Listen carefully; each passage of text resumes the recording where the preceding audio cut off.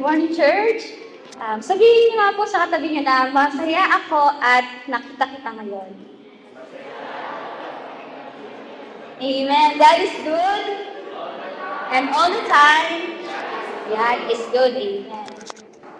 Yeah. So today, it's always been a privilege po to share the Word of God and to be used by our Lord. Amen. So today, let's learn together and let's listen to God's Word as we share the Word of God from the book of Matthew, chapter 4, verses 18 to 21. So kanina po, nabasa natin yung Matthew chapter 4, verses 18 to 21 in English. So that we read it in Tagalog. Sabi po dyan sa Mateo 4, yan. Minsan, naglalakad si Jesus sa tabi ng lawa ng Galilea. Nakita niya naghahagis ng lambat sa lawa ang dalawang mangingisda, si Simon na tinatawag din Pedro at ang kanyang kapatid na si Andres. Sinabi ni Jesus sa kanila, "Sumunod kayo sa akin at gagawin ko kayong mga mangingisda ng mga tao." Noon din, iniwan nila ang kanilang mga lambat at sumunod kay Jesus. Nagpatuloy siya ng paglalakad at nakita rin niya ang magkapatid na si Santiago at Juan na mga anak ni Zebedeo. Sila'y nasa bangka kasama ang kanilang ama at nag-aayos ng lambat. Tinawag din sila ni Jesus. Amen. So kung ano po natin, ito po yung chapter sa Biblia or verse sa Bible kung saan unang tinawag ng Panginoon Jesus yung kanyang mga disipulo. Amen. And in this verse, Jesus calls out to Simon Peter and Andrew, so they are his earliest disciples. And as they go fishing, kasi mangingisda po ang trabaho nila noon. So next slide please, let's show the picture. So instead of only asking them to believe in Him, ang ginawa ni Jesus, He extended an invitation to follow Him and participate in His mission, which is to attract people to the kingdom of God in the same way that they attract fish from the sea. So, di ba? Mangingisda sila. So, ano bang hinuhuli ng isda? Ano hinuhuli ng mangingisda? Isda ang hinuhuli ng mangingisda. Pero, may ibig sabihin yung sinabi ni Jesus Christ na, "I will make you fishers of men." So, paano yun? Mangingisda ako ng tao? May mga tao ba sa karagatan? In a spiritual sense, Jesus is asking them, hindi lang isda na literal ang huhulihin mo, kundi ikaw din ay magiging instrumento ko para maka-win ka ng soul for me, for Jesus. Amen? And as we dig deeper in that message, and He said unto them, ano sabi po dyan? Basahin nga po natin yung naka-bold letters. Jesus said, "Follow me." Christ now calls them to be His disciples, saying, "Follow me." Or, yung sa ibang version po, "Come after me." And this is to become a disciple of His. Actually, yung pong net, yung sea at saka fish, meron siyang truly meaning. The net, next slide please. The net they were to spread. Yeah, masyadong maliit pala doon. So, kung nababasa niyo po, ay mas maganda. So, the net they were to spread and cast was the gospel. So, yung word of God. So, for Christ made them not, hindi lang sila ginawa ni Jesus na fishers of the law, but fishers of the gospel. Amen? And the sea into it, which they were to cast, the net was first in Judea and then the whole world. Kasi sa Judea sila nagpupunta. Kaya, yun yung specific na, dun in-specify yung place. Pero sa atin, kahit saan.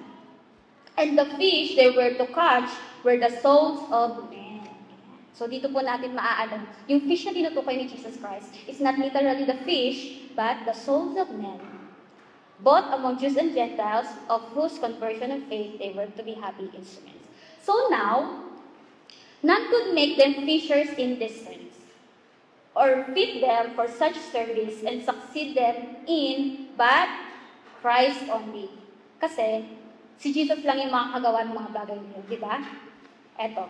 So, marami pong Kristiyano, meron ako dyan English, pero Tagalogin ko. Marami pong Kristiyano na tumuturing dito sa scripture na to bilang isang personal na paanyaya mula kay Jesus na sumunod sa Kanya. and maghangad ng mas malalim na relasyon, magsisi at baguhin ang landas ng kanilang buhay. Yan po. So nakita po natin yung nilalaman ng scripture, di ba? Nais ng Panginoon na sumunod ka at gagawin kitang mangingisda ng mga tao.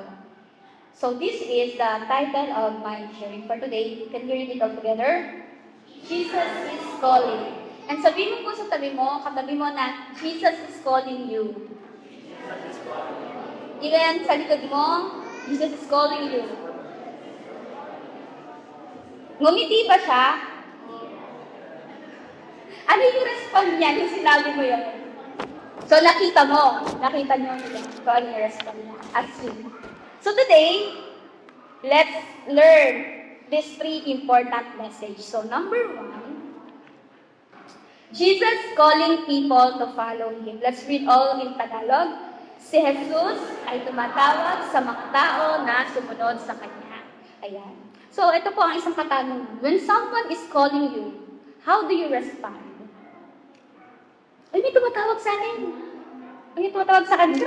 Ganun ba yung tunog ng phone nyo? Ay, may tumatawag. So, how do you respond? Of course, you respond like, hello, or yung iba. Sino ba lagi yung naririnig? You will say, ano? You will say, oh. Yeah. And hello. And sometimes, pag may tumatawag sa'yo, of course, titingin ka sa tao. Kunyari, tinawag mo si Junay. O saka titingin doon, dito. Di ba, here? Kasi hindi tumatawag. So, tama ba? Tama, di ba? Kasi humihiti kayo, so it means it's a yes. And then, there's also times na pag tumatawag sa atin, pero, eto. Minsan, may tumatawag sa atin, pero nire-reject natin. Bakit kaya? Ano kaya yung reason? Bakit hindi tayo tumutugon? Of course, may mga kanya-kanya tayong excuses or reason kung bakit hindi natin sinasagot yung tumatawag. Diba? Do you know ba, meron ba kayong kilala na maraming followers? Of course, I think you know someone who has a lot of followers. Pero ako may kilala ako, napakadaming followers. Alam mo kilala niyo rin yun? Si Jesus. Amen? Amen. For me, siya pa din yung may pinakamadaming followers sa buong mundo. But when Jesus is calling, it's really different because it is the God who calls us. And of course, how do we respond, diba? Natatandaan niyo pa ba yung kanta natin na, ano yun? Yes, Lord, yes, Lord, yes, yes, Lord. Ayan, di ba? Ang saya-saya natin yung sasayaw, kakantahin, saya-saya natin. Pero, sometimes, it's really hard to apply in our daily lives. Tama. And we sang it joyfully, but sometimes it's only through our words, through our acts, but we really cannot apply it in our daily lives, which is sometimes, yun yung hindi maganda. We cannot say yes to Jesus. Bakit nga ba ang hirap-hirap sumunod? Natanong niyo na ba yun sa sarili niyo? Bakit nga ba ang hirap-hirap sumunod? Diba? So, of course, may mga kanya-kanya tayong reason kung bakit ang hirap sumunod. But, there's a big pero. When Jesus calls you, we need to respond. When Jesus calls you to preach the gospel or to share the gospel to your family, to your friend, kailangan sumunod tayo. Pero sometimes, ito na naman, meron na naman tayong malaking pero. Nahihiya po kasi ako. May mga excuses tayo, kaya hindi tayo nakakapag-yes kay Lord. So this time, actually, this is the time to reflect for ourselves. Let's ask ourselves, do I really listen to Jesus when He called me? Nakikinig ba talaga ako sa Panginoong Jesus kapag tinawag niya ako? Sa isang gawain ito, or ako pa rin yung sinusunod ko sa sarili ko? Yeah, it's actually a self-realization. Because when God calls, it's really personal and it's really individual. Personal siya. Kaya ikaw at ang Panginoon Diyos lang ang makakasagot at makakasabi kung makakasunod ka ba. Do I really listen to Jesus when He called me? Or do I really follow His ways? Minsan kasi alam niyo yung katagang madaling sabihin pero mahirap gawin. Diba? Yung mga Pilipino, minsan yun yung mga bagay na iniisip nila, sabi-sabi mo lang yan, but the thing is, hindi naman kayang gawin. So as we examine our hearts, they really follow His ways. Like the simple reading our Bible, or the simple having a regular prayer time, nagagawa ba natin? So let's ask ourselves, let's have the time of reflection. Minsan kasi, ganun talaga natin. Pero let us always remember, and let us always remind ourselves that to follow Jesus involves serving God and His purposes. Can we read it all together? To follow Jesus involves serving God and His purposes. Amen. You know, my brothers and sisters, look at our church. This is our beautiful and amazing church. Actually, lagi kong na-appreciate itong church building natin. And I believe that God is graciously gave us different roles to do. Amen? So, bawat katabi mo, tingnan mo ulit yung katabi mo, may role siya dito sa church. Meron ba? Kung meron, that's great. And if not yet, tell him or tell her, it's time to be part of us. Amen. Totoo yun. I believe that God calls you not to be Sunday sitters, but God calls you because God will use you mightily. Amen? Amen. And Jesus called individuals to specific tasks. Yun nga yung sabi ko, di ba? Tinawag tayo ng Panginoon. Hindi naman lahat tayo tinawag maging. Hindi naman siguro lahat tayo dito tinawag na, o lahat kayo, teacher lang kayo ha.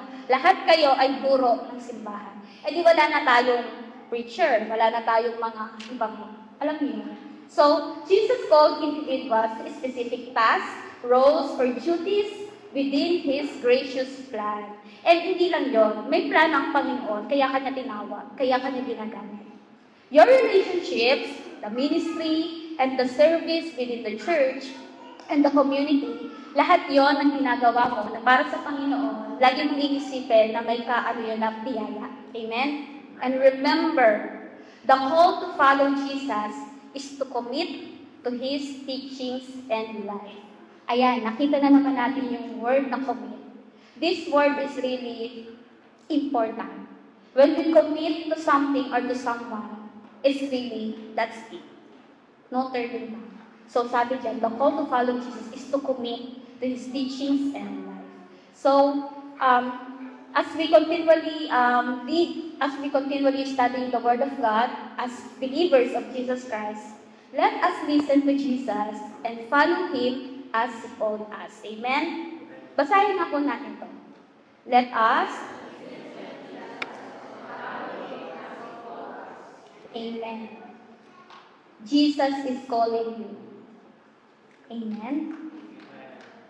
Number 2, Jesus calling people to be His disciple. Let's read in Tagalog.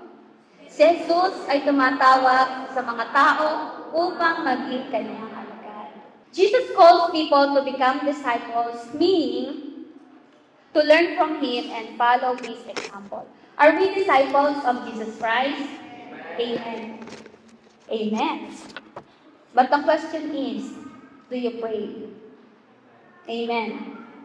Do you read your Bible?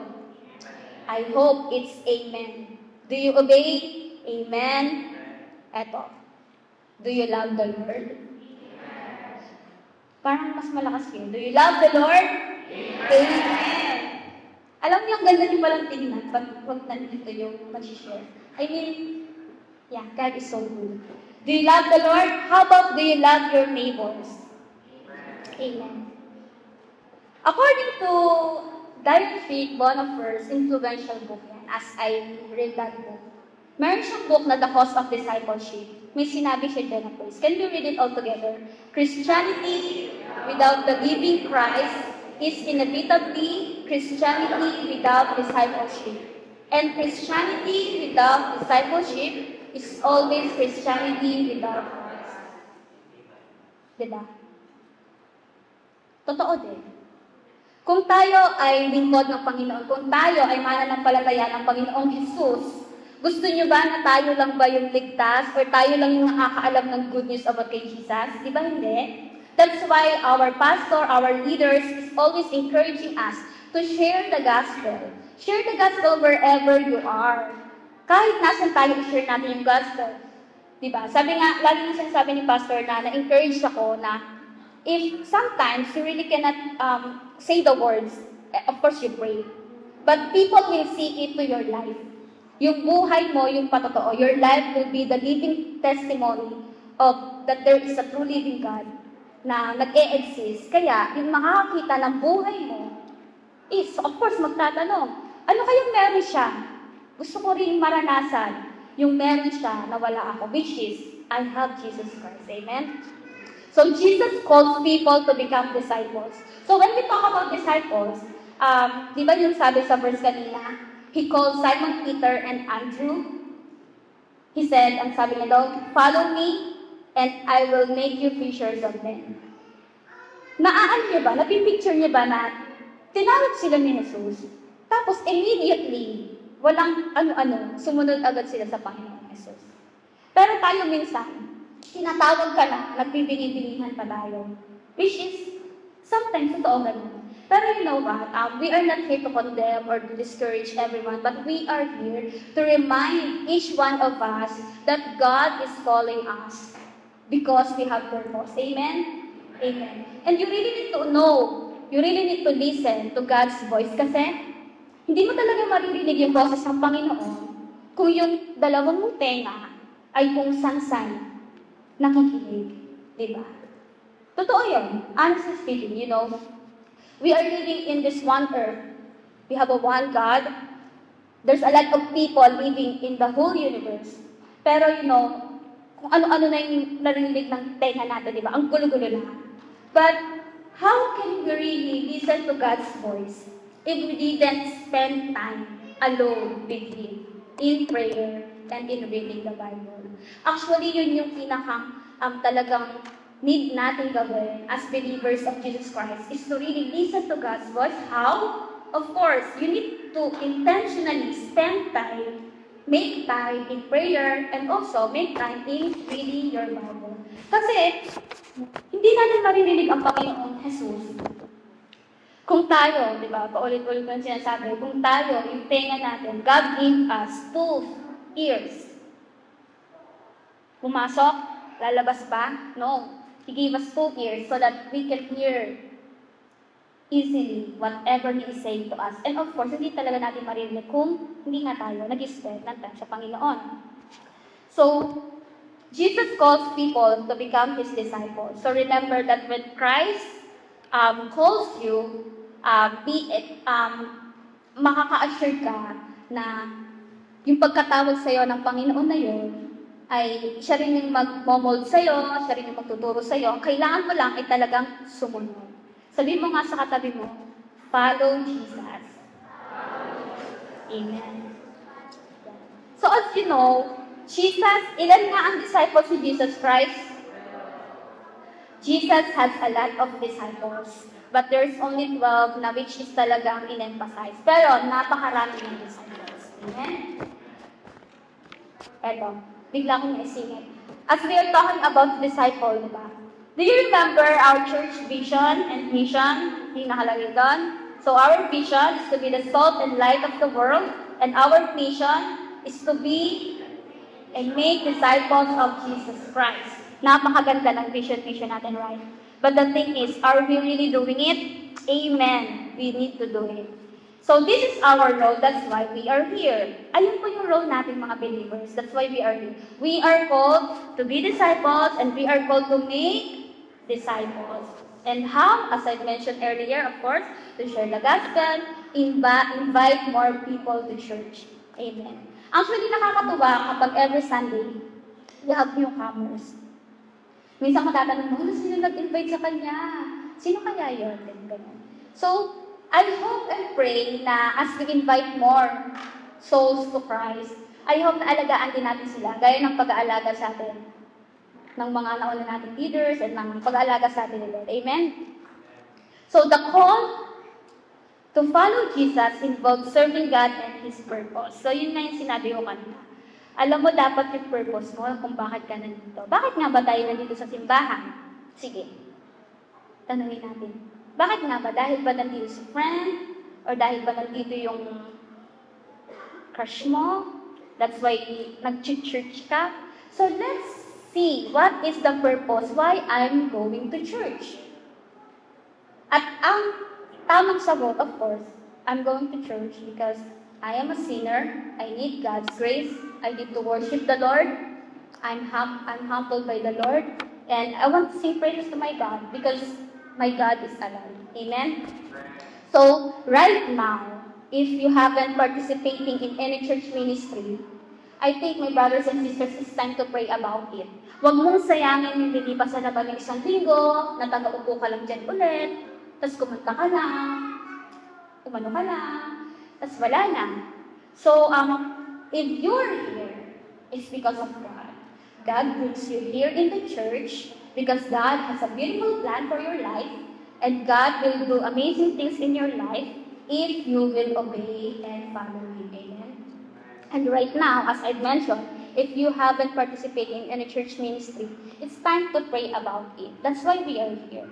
We need to pray, Lord, use my life.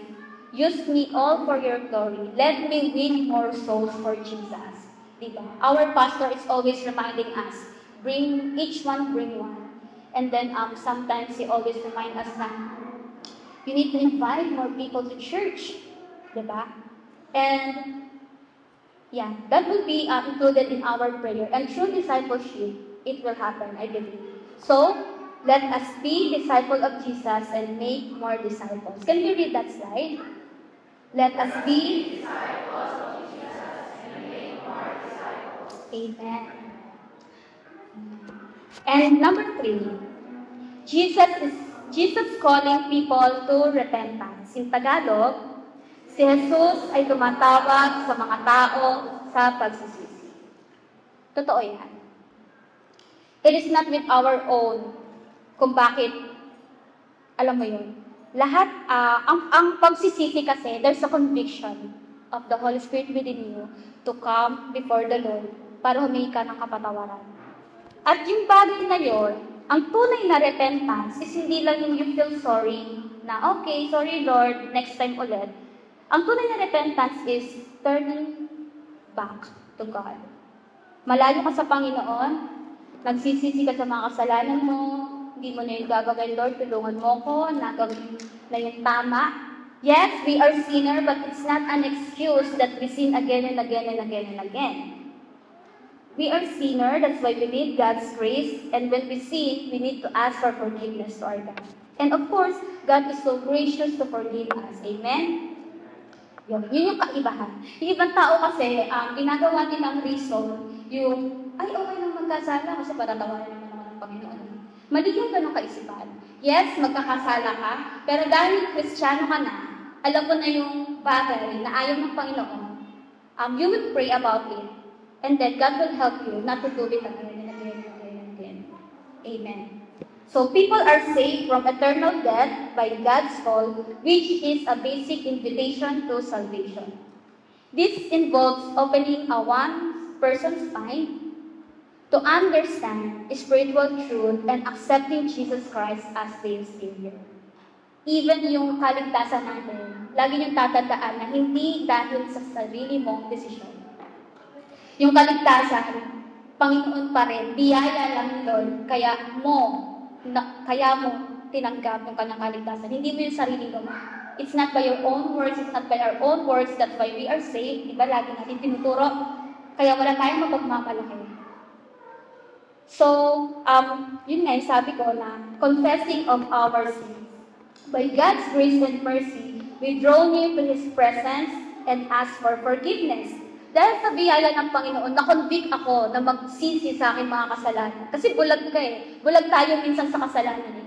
Hindi natin alam na it is wrong, it's a sin, it's sin against the Lord. But it is the God who gave us the conviction to stop doing it, confess of your sin, and let me purify you once again and forgive you for all of your sins. Amen? Because we cannot really save ourselves. And kung may layo sinasabi, Even sarili mo, even yourself, is kalaban mo. Lagi na, totoo yun. Even minsan, di ba, hindi natin maunawaan yung ginagawa natin, na kahit alam mo na yung tama, pero sometimes there are things pa rin na nagagawa natin. And we really need to humble ourselves before the Lord, if that's the case. Because we really cannot save ourselves. Jesus calling people to repentance and have a new life in Him. Tinatawag ka ng Panginoon na pagsisihan ang lahat ng iyong kasalanan at sumunod sa Kanya. Kaya, ang tanong, handa ba tayo? Handa ba tayong sumunod sa Panginoon? Diba? Sometimes yun yung mahirap sagutin eh. Pero alam niyo yun, napakabuti ng Panginoon kasi tutulungan ka niya na magawa mo yung bagay na yun. Amen? Every day of our lives, we encounter different kinds of situation, nakaka-encounter tayo ng mga pagsubok sa buhay natin, na minsan, hindi natin alam bakit kailangan natin yung pagdaan. But do you know what we have in common? Alam niyo ba kung ano yung, iba-iba man yung pinagdadaanan natin sa buhay or mga sitwasyon natin. Pero may isa tayong pagkakapare-parehas. Alam niyo kano yun? We are sinners. We sin. Nagkakasala tayo. And every day, we sin against the Lord. And against our brothers and sisters. And totoo, na it doesn't feel good. Hindi yun maganda. Amen? So what does the Bible says about calling? Sabi sa 2 Timothy 1:10, He has saved us and called us to a holy life, not because of anything we have done, but because of His own purpose and grace. So yan, paulit-ulit na naman natin sasabihin na nagkasala tayo, kailangan natin ng biyaya ng Panginoon. That's why we need to come near to Jesus. Jesus calling people to repentance. So you really need to ask yourselves, if hindi ka pa lumalapit sa Panginoon, think about the things. God is always there. Nandiyan palagi ang Panginoon. Ang iniintay ka lang niya na lumapit sa Kanya. Amen? And sometimes, a lot of people don't even know when they are being deceived by the devil. Minsan, hindi alam ng tao na nagagamit na pala sila ng kaaway. And that's why there are many people who are going through the gate of deception. That's why maraming tao pa rin yung nagpapatuloy. Kahit kilala na nila ang Panginoong Jesus, nagpapatuloy pa rin sila sa gawain hindi maganda. However, they are being led into their own destruction. And because they have no place for God's word in their lives, ito yung rason kung bakit. Totoo naman, kung wala, ang isang tao ay wala sa Panginoon, yung hindi siya, wala, yung spiritual life hindi niya napapakain. Madali kang matukso. Totoo? That's why, di ba, di ba, alam mo yung armor? Yung armor natin, which is the belt of truth, the God's word. That's why every day, we need that. Yung kasi yung kasangga natin sa mga spiritual battles natin sa paligid. Ang taong wala sa Panginoon, or ang taong wala sa salita ng Panginoon, or ang taong hindi sumusunod sa Panginoon, madali siyang mag-stumble. Totoo yun. Kasi na-experience, may kilala akong mga ganito tao, and I truly believe that in that situation, they learn how to seek God more and more. Amen? And that's the sad reality that is happening right now in our world. Yun yung nangyayari sa mundo natin. And when we are not being mindful of the presence of the Lord God with us all the time, it's possible and so easy to forget that you are carrying God's anointing within you. Tatagalogin ko. Masyadong mahal. Totoo to. It is possible na napakadali mo kalimutan kung sino ka, kung wala ka, kung hindi ka babad sa salita ng Diyos, kung wala kang panalangin, kung napaforget mo everything. We have a lot of prayer meetings, pero you neglect even once. Kapag wala ka talaga, madali kang ma-stumble, ma-weekend. Pero alam niyo, napakabuti pa rin ng Panginoon. Kasi siya pa rin, kahit ang tigas ng ulo mo, ang tigas ng ulo natin, siya pa rin yung humihila sa'yo, anak, dito ka, sa akin ka, anak, sa akin ka, dito ka. tingnan mo, baklasin mo yung Bible mo. Spend time more in Him rather than spending time on the nonsense things that this world to offer. Diba? Yun yung bagay na pinaparemind sa atin ng Panginoon na kung ano tayo, ano yung identity natin, that we are the children of God. And we will forget the Lord's hand was upon us. Yun nga, sabi ko, kung wala tayong daily devotion or parang kung hindi tayo babad sa salita ng Panginoon, kung hindi natin yung pinanghawakan, we will be deceived to follow the voice of the people instead the voice of God. Tama, di ba? Pero if you stick or if you focus your eyes on Jesus and if you really listen, ito yung gusto ng Panginoon, ito yung susundin ko. Hindi, ito mas maganda dito, dapat ganito. Baka nagkakamali ka lang. Hindi, ito kasi talaga yung sinasabi ni Lord and I believe this is the right thing to do. And then meron natin isa. Diba? So, kailangan natin i-remind ang ating sarili na ang Panginoong Diyos ay binigyan tayo ng banal na spirito para ito yung sundin rather than listening to the voice of others around us. Amen? But always remember, yun. So medyo nakakalungkot nga yung pangyayari, pero lagi niyo tatandaan na meron tayong hope. Who is our hope? Jesus is our hope. Amen. The only way to stop the devil in what he is doing is by putting God's word within our eyes, our ears, and our heart every day. Do you agree with that? Amen. Salita ng Diyos, ang ating magiging natin, yung mga promises ni God, yun yung magiging natin, panlaban natin sa mga deceiving ni Satan. And the enemy will find it very difficult to get you. So, walang magagawa yung kaaway sa buhay mo sapagkat ang buhay mo, ikaw ay nasa Panginoon. Amen? And if the enemy sees you that you are committed to the Lord, the enemy will be destroyed. Amen? So, let's read the last slide. Let us repent for our sins. Yeah. Madali lang siya sabihin, pero napakahirap niya gawin. But I always pray that each one of us here today is talagang maalala natin yung ginawa ni God sa buhay natin from the very beginning, nung nakilala natin siya, and then up to now, kung nasa na tayo. Let us always be reminded that Jesus called us with a purpose. And this is the perfect time na mag-respond ka sa pagkatawag na yun. Let's imagine how many times we stumble and fall, how many times we feel like giving up. Pero, Jesus is actually reaching out for us again and again. Pero tayo lang minsan yung matigas ang ulo. And my beloved brothers and sisters, let us accomplish what God has started and created for us. So I always mention, ano ba tayo nung wala pa tayong Panginoon? And what we are now, nung nakilala natin ang Panginoong Diyos. Di ba may changes? And that changes is because of God's grace. Kasi even yourself, we cannot change ourselves without the grace of God, without the power of the Holy Spirit that is dwelling among us.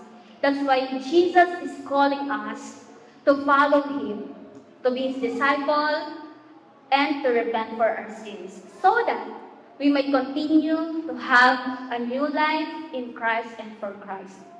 So to sum up everything that we've learned, Jesus is calling us to follow Him, and to be His disciples and to repent for our sins so that we might continue to have a new life in Christ and for Christ. We always mention this, new life in Christ and for Christ, because you cannot really live for Christ kung wala ka in Christ first. Dalawa yun. Hindi mo siya mapaghiwalay. Hindi mo kayang mabuhay para sa Panginoon kung sarili mo, hindi ka pa nabubuhay sa Panginoon. What does it mean, ate? Having a new life in Christ is, of course, we receive the gift of salvation to our God, and but it is by grace, by faith, and everything is only about Jesus Christ.